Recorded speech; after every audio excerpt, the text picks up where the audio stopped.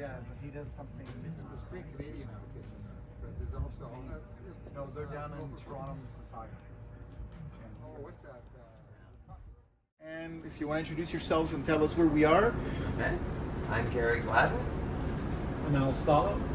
and we are volunteers here at the Halton County Radial Railway.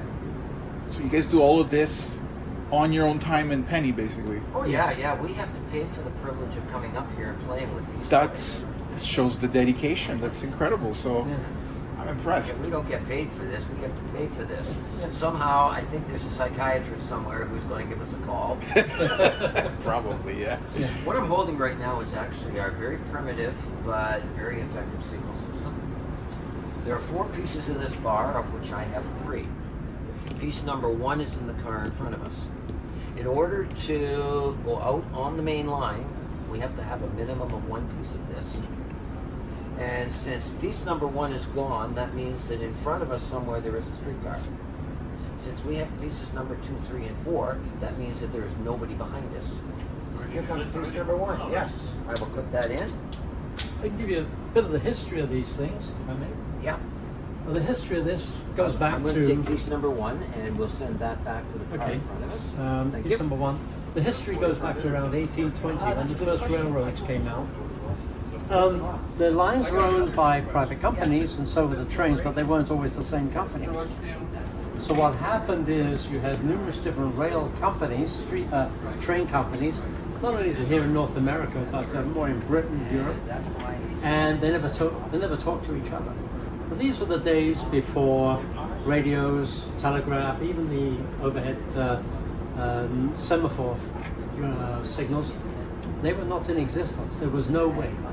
So what would happen is the train companies would run the trains according to their personal schedule, which resulted in several very awful high-speed head-on crashes between different train companies, usually with multi-fatals. So the rail companies came up with a system called the staff. We call it the staff in North America, and they call it the token in Britain. And the idea was that each section of the rail, each section of main line only had 1 staff. Okay?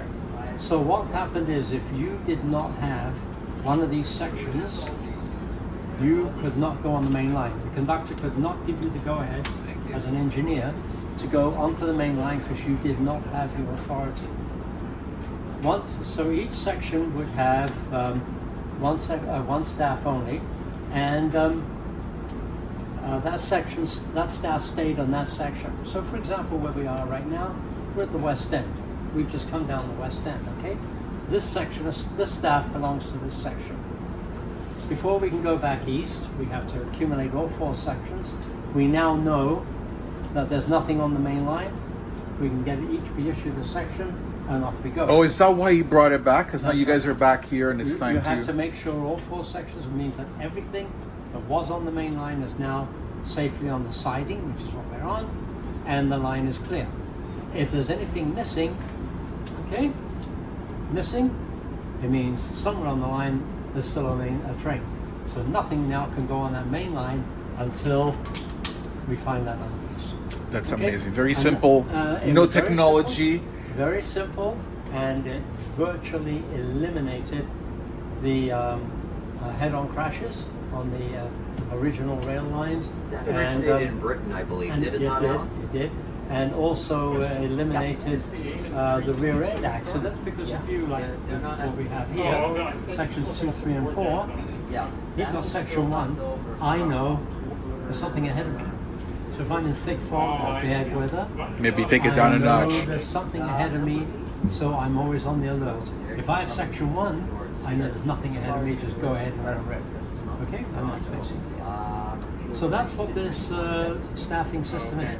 We still use it because we've got modern 2-way radios now and signaling systems, but we still adhere to the old original permission system to run it on. Yeah, you can never be too safe, right? So if anybody asks, you have radio, you have signals. The thing is, where it really helps is when our maintenance people You want may be to go down on the line, say with a specialty vehicle, to do some work.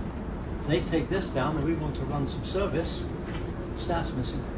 Okay, nobody's moving because we don't have staff. Because the maintenance people have it. Oh, that's They're on the brilliant. main So line. everybody's But safe. even if the maintenance people or track people want to block the line or anything like that, they have to have one of these if they're going on the main line. That's Now, incredible. for operating around here, we don't need it. Okay? But just in the loop, we don't need it. But before we can go on the main line, we have to have it. Okay, this is all considered the yard. Because you can see, I guess, within these Well, we're limits. in the yard, so I mean, all hell breaks loose. Within a yard, you're Yeah. expected to be able to stop in 1/2 the sight line. Mhm. And second, within the yard, you're not supposed to be traveling any more than 10 miles an hour. Yeah. So you should be able to stop. Yeah. All right, we're Would you, going. would you like to take over the wheel of I would honor? love to take over. Okay, you have the wheel of honor. Gentlemen, thank you so much for your time. I really appreciate it. You're welcome. You're welcome.